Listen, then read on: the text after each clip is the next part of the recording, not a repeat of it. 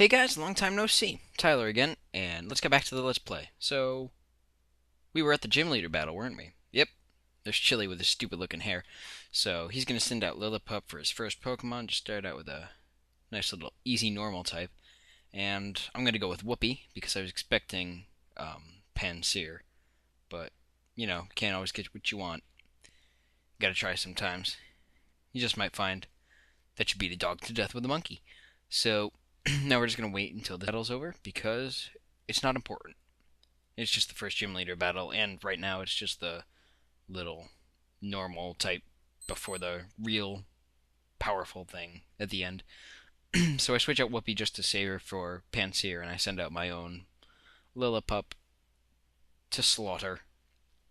And I choose Bite because it's going to end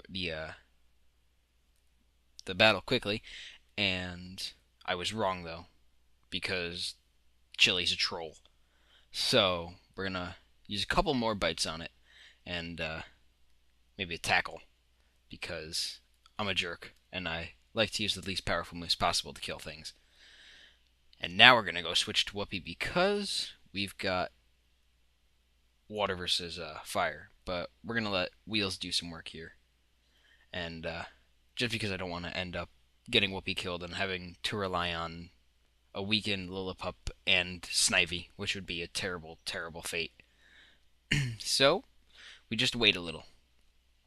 Eventually, I get it low enough, and then I realize, oh, maybe the type advantage will help me take it out. And it does. So, now we wait. It keeps using Incinerate, which, for some reason, I had a really strong fear that Incinerate would kill Whoopi. I don't know why. Fire moves usually aren't that effective against water types, so I switch out for Whoopi here because I don't want to let Wheels faint. It's got 2 HP left, and I don't want to use potion, so we send out. Oh, we send out Visine because, just because. I think I just wanted to stall for some time to see if I should send out Whoopi or heal Lillipup, but I, uh, I just decided to send out Whoopi now. And we use Water Gun. So, Water Gun away right after the Incinerate.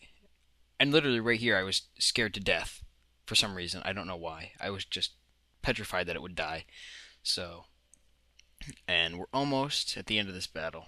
Just gotta wait for this thing to faint. Look at my giant hands. Look at them.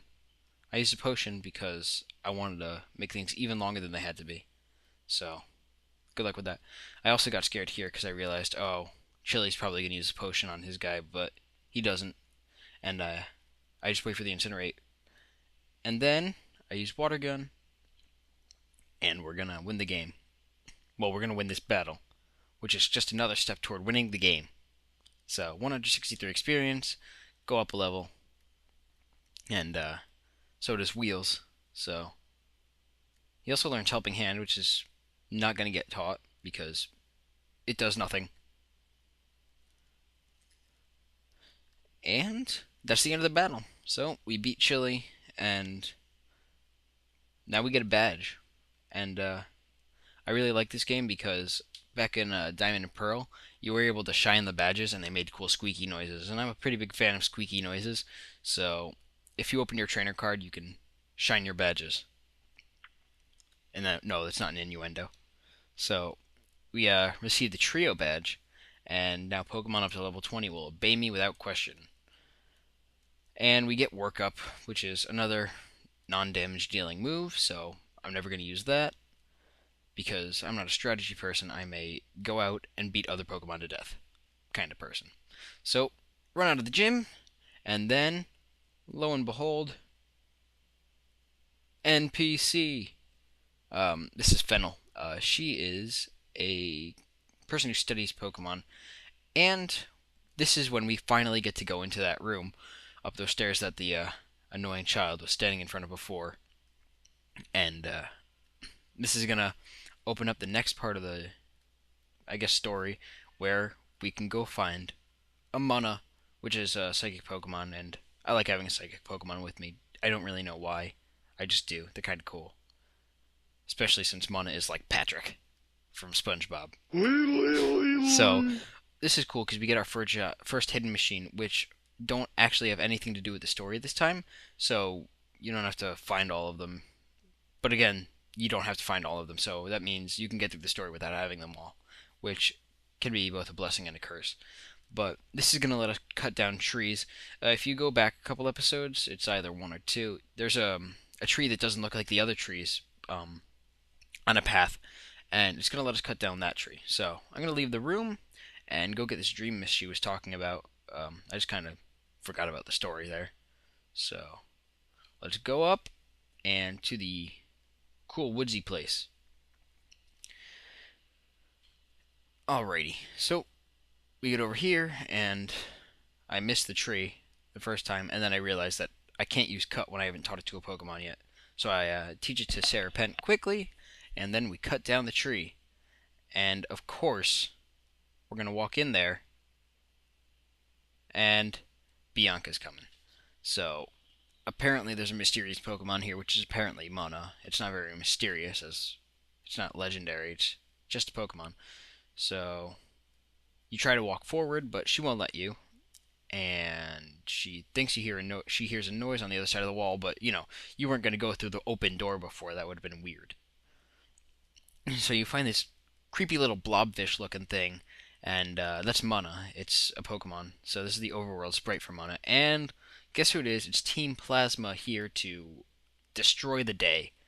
And this is probably the worst thing I've ever seen in a Pokemon game. And first, we're getting into a battle, but unfortunately, I didn't edit this one out. I don't really know why. I just decided not to edit any of the battles now. So this is just explaining their idea again. Their plan is to. Oh, there it is. He just kicked the Pokemon. I mean, if that's okay to put in a game, but the casino or the slot machines weren't okay to put in Heart Gold and Soul Silver, I think Nintendo has to work out the priorities, or Game Freak at least. So now we're gonna get into this battle, and I'm feeling pretty angry because it just kicked Pokemon. So without further ado, let's lay the smackdown on them, right? So we get into the cool Team Plasma logo thing, and it's got a bunch of cool zigzaggy lines and a shield and lightning. So the Team Plasma Grunt challenges us. Luckily, it's only a Patrat, and I have Whoopee, and I'm feeling pretty good. And then I realized something. I forgot to heal my Pokemon, so I felt kind of upset. And then I realized I was recording, and I felt kind of embarrassed. So bear with me here.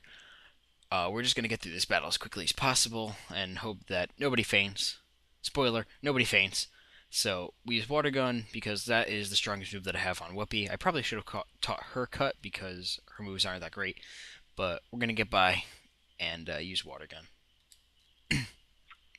So this battle ends, and I was pretty happy because I was like, okay, now we can get further into the story.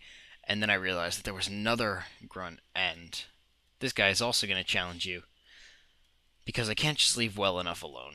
I mean, you can't fight a 12 to 16-year-old person and win. It's silly. Okay, so we get our cool looking logo and we get into our battle, and they're going to send out Purloin, and now I'm going to switch out Whoopi because she's low on health, so I'm actually going to use Snivy for once, which is kind of rare. I know I stuck with Wheels and Whoopi usually, but let's get back to Serapent action. And out he comes. And I'm going to use Cut now. I was actually going to use Vine Whip, and I was like, oh, wait a minute. I've got Cut. So, here we go. Cut. After the scratch, because every Pokemon in the game is faster than mine. It's kind of upsetting. And then I realized that Cut doesn't do much damage. And I got kind of worried again, because I hadn't healed anybody, and I was just kind of scared that they would faint, and, that'd be kind of embarrassing, fainting on this thing that I'm going to upload to the internet. And so now we just kind of wait for the battle. And, of course, it uses Growl. That's going to lower my stats, and I'm going to use Vine Whip because I had a feeling that it would do more damage, but it really didn't do much more at all. I don't even think it did any more. In fact, it probably did less. So Just keep lowering my accuracy, and I'm finally gonna kill it with this cut. And it faints. Yay, 85 experience, and I almost gain a level. It's kind of sad. I usually like to keep them all around the same level, but Snivy's down by 2. I'll probably just end up getting rid of everybody in this party anyway. It doesn't even matter. But again with the kicking Pokemon, I swear. Um, anyway, this strange guy appears, and this is their boss, and he's yelling at them, and then there he is over there, and it's like, what? He's a ninja. So then he's over there, and then two people become one person, and it's kind of scary. But they get kind of scared because they believe it for some reason that he's in two places at once, and then he's in another place altogether, but he's only one person again. So then they run away like frightened children, and he disappears. And look who it is. It's Masharna to save the day. Masharna is the evolved form of Mana, and apparently it can just make people's dreams appear. But so here comes Fennel, and she notices Masharna, and and they leave. They also drop a Pokeball, which is kind of weird. Why would a Pokemon have a Pokeball? That's just silly. It's actually the Dream Mist, and that's what Fennel needed to complete the Sea Gear, which is, I don't really know. It's like a way to link with other people playing the game. But once she picks it up and leaves, we're gonna end the game. So until next time, my friends, I will see you. It's been Tyler from C Stick. It's been a pleasure. Thanks for watching. Check out our forums and our podcast.